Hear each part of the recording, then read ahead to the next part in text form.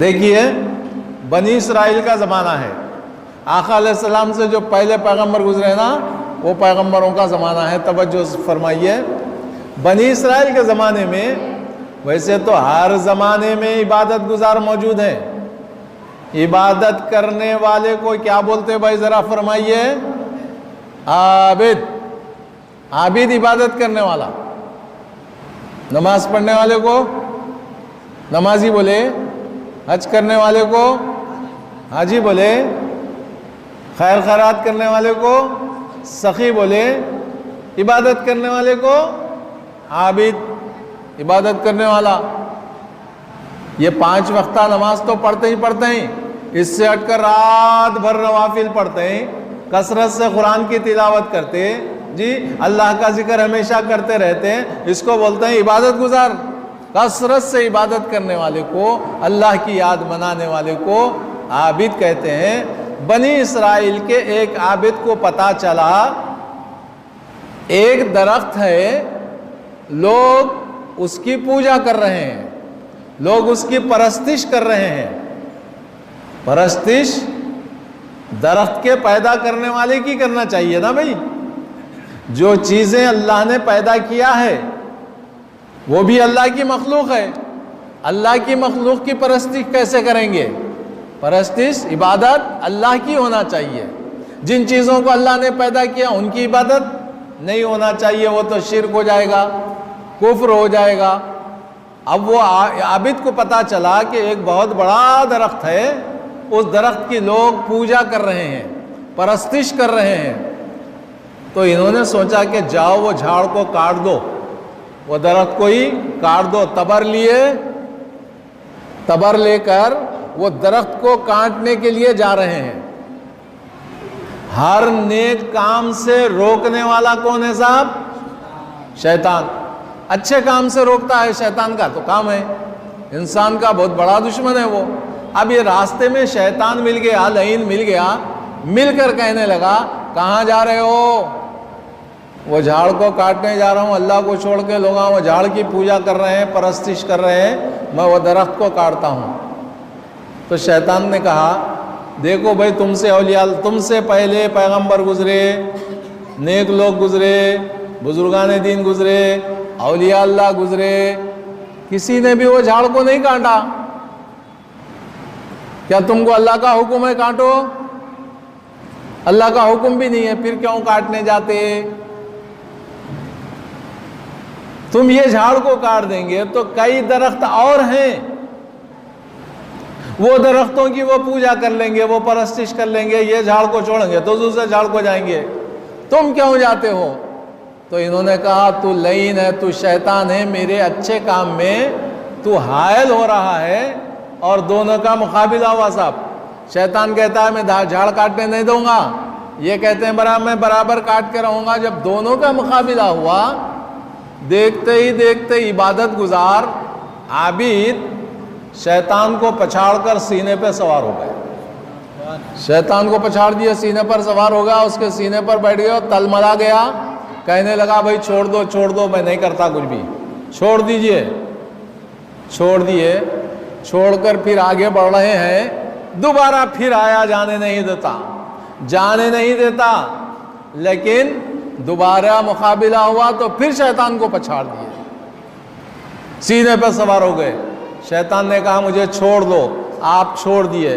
اس کے بعد شیطان بولتا دیکھو بھائی، آپ جھاڑ کاٹتے ہیں تو کاٹ لو، لیکن دوسرے اور جھاڑ ہے اس کی عبادت کر لیں گے، تم کو اللہ کا حکم بھی نہیں ہے کہ یہ جھاڑ کو کاٹ دو، پچھلے پیغمبروں میں بھی نہیں کاٹا ہے۔ ایک اچھی بات بتاتا ہوں، آپ قوم کی خدمت کرو، روزانہ میں 2 دینار رات میں تمہارے سرانے رکھ دیتا ہوں، آپ وہ دینار لو اور لوگوں کی خدمت کرو، رعایا کی خدمت کرو، لوگوں کو کھلاؤ پلاؤ، یہ تو بھی کچھ فائدہ لوگوں کو ہوتا، اس سے آپ کو فائدہ ہوگا۔ کہا کہ ٹھیک ہے، واپس چلے گیا۔ عبادت گزار واپس چلے گئے اپنے گھر کو، شیطان اپنے مقام کو چلا گیا۔ عبادت گزار رات میں عبادت کرتے کرتے جب سو گئے صبح جب نیند سے بیدار ہوئے تکیے کے نیچے 2 دینار 2 دینار ماشاءاللہ لے لیے، سوچنے لگے 1 دینار تو میں اپنے کام میں لے لوں، 1 دینار اور لوگوں میں کھلانے پلانے میں صرف کر دوں۔ 1 دن گیا، دوسرے دن عبادت سے اٹھے تو دین سے اٹھے تو پھر 2 دینار تکیے کے نیچے، تیسرے دن پھر اٹھے تو پھر 2 دینار تکیے کے نیچے سے، روزانہ 2 دینار تکیے کے نیچے سے نکلتے رہے۔ اس کے بعد کیا ہوا صاحب؟ چوتھا دن آیا، رات کو سو گئے، صبح اٹھے، تکیہ اٹھایا تو دینار غائب۔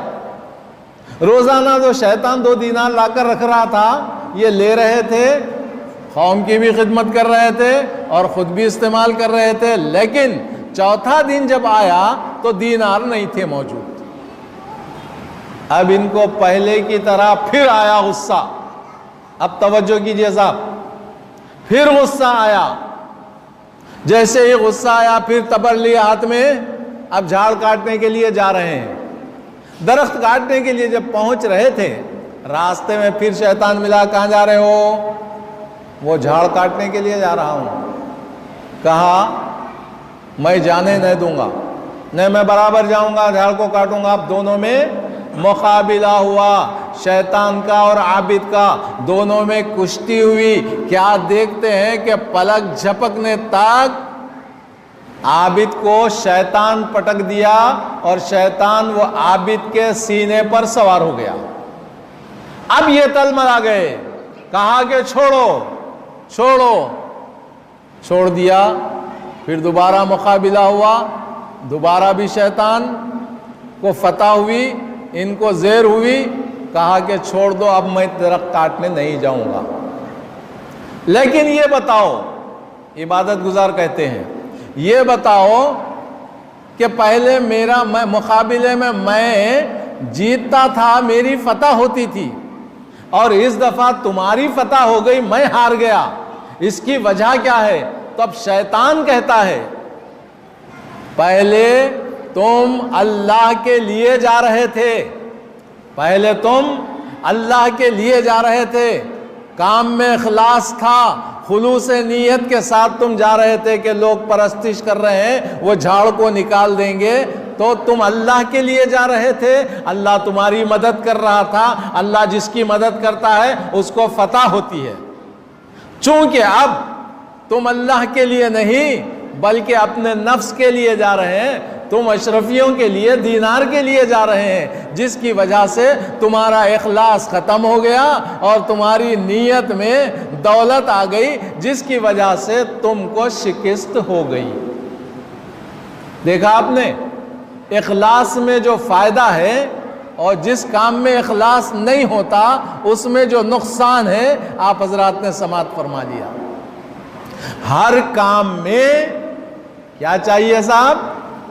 اخلاص چاہیے، خلوص کے ساتھ کام کرو۔ دکھاوا، ریاکاری یا اپنے مقصد کے لیے کوئی کام نہیں کرنا چاہیے۔